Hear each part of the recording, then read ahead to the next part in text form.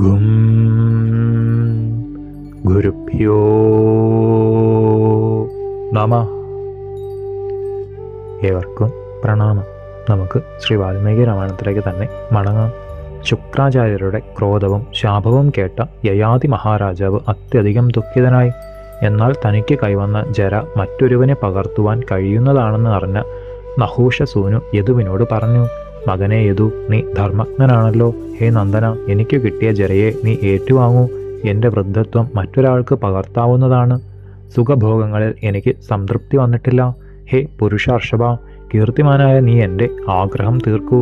സുഖങ്ങളെല്ലാം ആസ്വദിച്ച് ഞാൻ വീണ്ടും ജരാനരകൾ വാങ്ങിക്കൊള്ളാം. നരപാല വര്യനായ പിതാവിൻ്റെ വാക്കുകൾ യദു കേട്ടു. അവിടുത്തെ ഓമന മകൻ പൂരുവാണല്ലോ. മഹാരാജാവേ, അയാൾ ജരയെ വാങ്ങട്ടെ. ഞാൻ അവിടുത്തെ സമീപത്തിൽ നിന്നും ഐശ്വര്യത്തിൽ നിന്നും വളരെ അകലത്താണല്ലോ. അവിടുത്തോടൊന്നിച്ച് ഊണ് കഴിക്കുന്നവർ തന്നെയാകട്ടെ ഇതും വാങ്ങുവാൻ. യദുവിൻ്റെ അസംതൃപ്തി നിറഞ്ഞ വാക്കുകൾ കേട്ട അർജുൻ പൂരുവിനോട്, ഹേ മഹാബാഹുവായ മകനെ, എനിക്ക് വേണ്ടി ഈ ജരയെ ഏറ്റുവാങ്ങൂ. താതനിർദ്ദേശം കേട്ട പൂരു കൈകൂപ്പി സവിനയം, അച്ഛാ, ഞാൻ ധന്യനായി, അനുഗ്രഹിക്കപ്പെട്ടവനായി. അവിടുത്തെ ആജ്ഞയ്ക്ക് സർവദാ കീഴൊതുക്കിയവനാണീ മകൻ. ഈ ഉത്തരം നഹൂഷാത്മജനെ ആനന്ദരോമാഞ്ചം അണിയിച്ചു.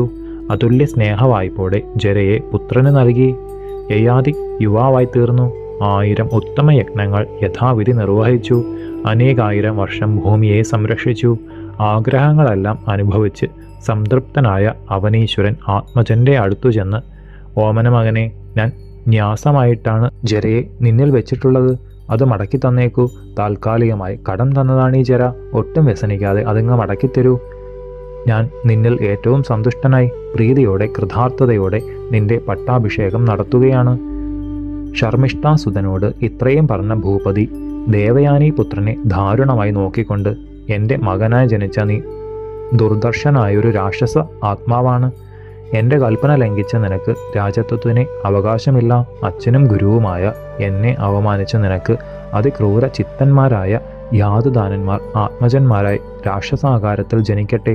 ദുഷ്ടനായ നിന്റെ സന്തതികൾ ചന്ദ്രവംശത്തിൽ ചേരുന്നതല്ല. നിന്നെപ്പോലെ നിന്റെ വംശവും ദുർനയം നിറഞ്ഞവരായി തീരും. വത്സലപുത്രനായ പൂരുവിനെ വാഴ്ത്തിക്കൊണ്ട് തന്നെ സിംഹാസനാരോഹണം ചെയ്യിച്ചു. 4ാമത്തെ ആശ്രമമായ സന്യാസ വാഴ്ചയ്ക്ക് വനത്തിലേക്ക് പോവുകയും അനേകകാലം തപോനിഷ്ഠയോടെ ജീവിച്ച് സ്വർഗം പോകുകയും ചെയ്തു. ധർമ്മമാർഗത്തിൽ നിന്ന് അണുവും വ്യതിചലിക്കാത്ത പൂരു കാശിനാട്ടിലെ പ്രതിഷ്ഠാനപുരത്തിൽ വസിച്ച് സ്തുത്യർഹമായി രാജ്യം ഭരിച്ച് അനശ്വര കീർത്തി നേടി. രാജവംശച്യുതനായ യദു ക്രൗഞ്ചവനത്തിലാണ് തുടർന്ന് അധിവസിച്ചത്. അനേകം യാതുദാനന്മാർ സന്താനങ്ങളായി ഉണ്ടാവുകയും ചെയ്തു.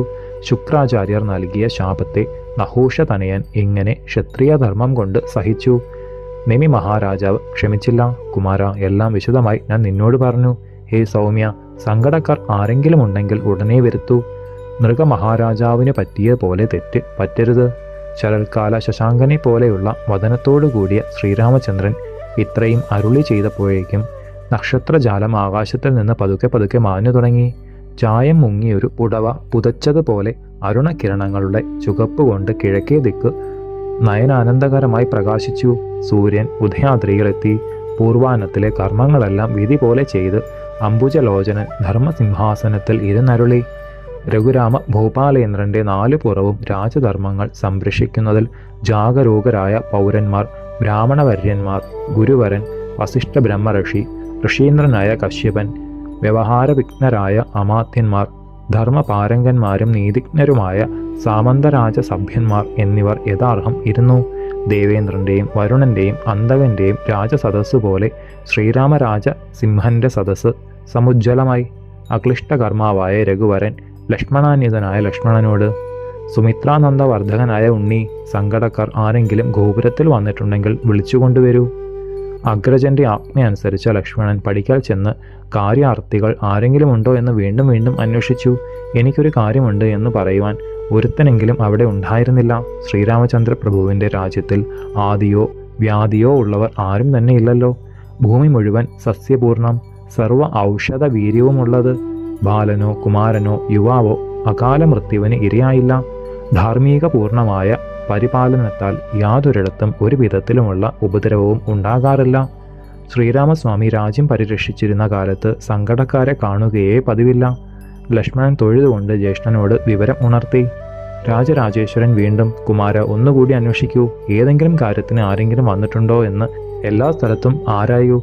നല്ല നിലയിൽ നീതി നടത്തിയാൽ അധർമ്മം ഒരിക്കലും ഒരിടത്തും ഉണ്ടാവുന്നതല്ല. രാജഭയം കൊണ്ട് പ്രജകൾ പരസ്പരം കാത്തുരക്ഷിച്ചുകൊള്ളും. ഞാൻ അയക്കുന്ന ബാണങ്ങൾ പോലെ തന്നെ എൻ്റെ നാട്ടുകാർ ധർമ്മത്തെ കാക്കുന്നുണ്ട്. എന്നാലും അമേയശക്തനായ അനുജ, അതിശ്രദ്ധയോടുകൂടി നീയും പ്രജകളെ രക്ഷിക്കണം. ശേഷം ചരിതം നമുക്ക് അടുത്ത ഭാഗത്തിലൂടെ കാണാം. ഗുരുപാദങ്ങളിൽ സാഷ്ടാംഗ പ്രണാമത്തോടെ നമസ്കാരം.